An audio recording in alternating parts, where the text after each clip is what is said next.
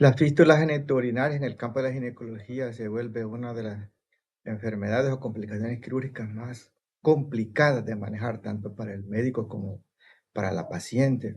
De ahí que es importante que nosotros conozcamos algunos datos más importantes.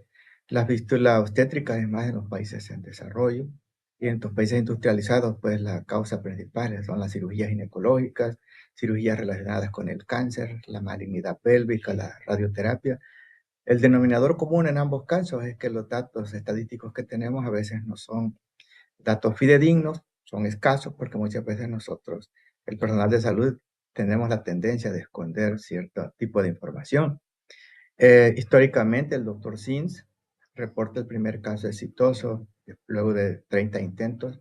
Él usó nada más hilo de plata y eso le dio el mejor resultado para el cierre exitoso de la fístula. Lasco, en 1942, introdujo la colpoplesis parcial como un método quirúrgico de tratamiento y las técnicas abdominales aparecieron ahí por 1950.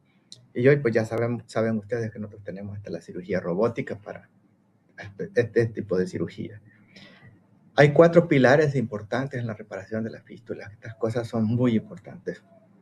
El principal es la exposición anatómica completa y por eso es importante escoger un buen abordaje.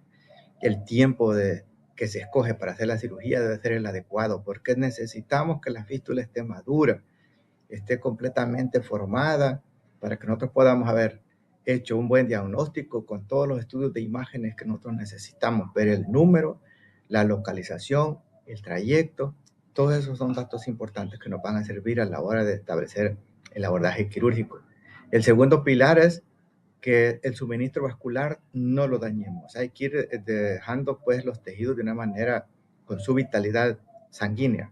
La aproximación, los cierres, las suturas tienen que quedar sin tensión.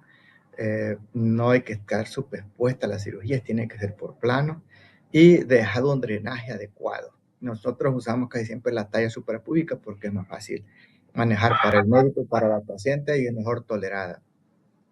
El diagnóstico de las fístulas, pues lo más común en las fístulas vesicovaginales es la incontinencia urinaria continua, pero en el caso de la vesicouterina no es ese tipo de incontinencia, sino que hay una hematuria que es cíclica, que se presenta con incontinencia, pero en grados variables. Y ahí es donde nosotros debemos clasificar las fístulas según el trayecto que comunica la vesicovaginal, por ejemplo, la vesicouterina, la rectovaginal y la uretrovaginal. Entonces, esos trayectos hay que tenerlos muy en cuenta para escoger el mejor abordaje quirúrgico. El abordaje vaginal casi siempre es el más preferido por los ginecólogos y el abordaje abdominal, pues prácticamente por los cirujanos generales y los urólogos, pero hay que considerar que si alguna cirugía tiene que extenderse con un reimplante ureteral, siempre va a ser necesario el abordaje abdominal.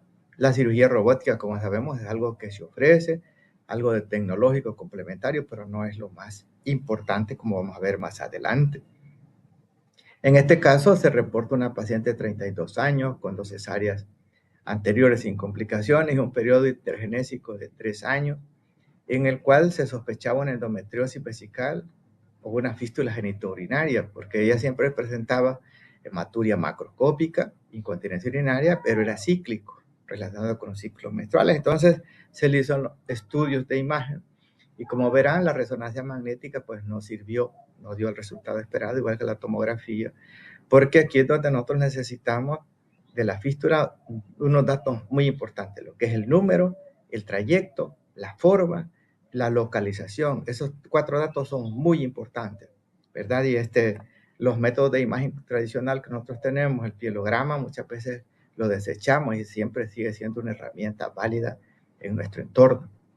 Afortunadamente la citoscopía, el uretrocitoscopio, es un entrenamiento aparte, complementario, que puede hacerse. En el caso mío, pues como yo soy uroginecólogo, es parte de mi vida diaria. Yo hago la citoscopía antes de la cirugía, después de la cirugía, dependiendo de lo que yo necesite, o como método diagnóstico en la consulta externa. Entonces ahí vemos que el uretrocitoscopio me sirve a mí para ver la forma de la vejiga por dentro, tumores, deformidades, como en este caso que aparece ahí el ureterocele en la figura de la derecha, y la fístula vaginal en la imagen inferior.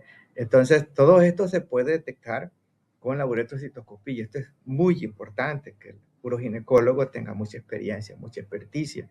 En este caso, los estudios de imágenes fallaron y fue la citoscopía la que nos ayudó en repetidas ocasiones, por la sospecha, la insistencia de la paciente, por la sintomatología.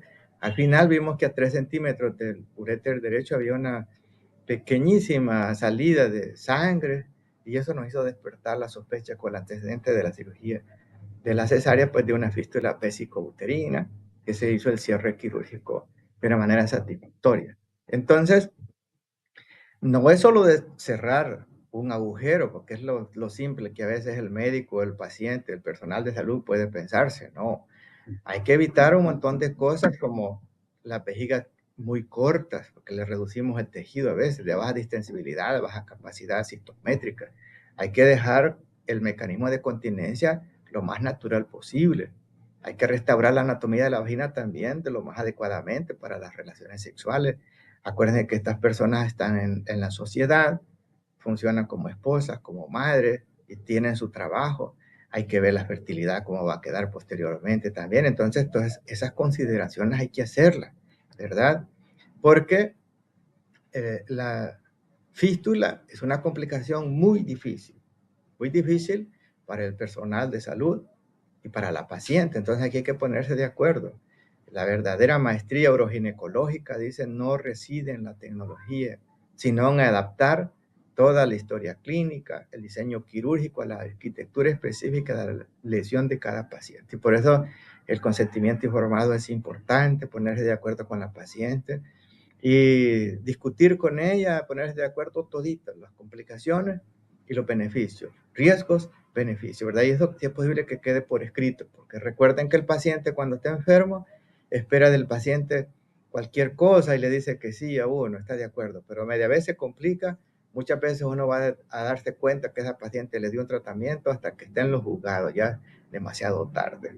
Espero que esta información de las fístulas, pues, les funcione y en lo que pueda ayudarles, pues, estoy a su disposición.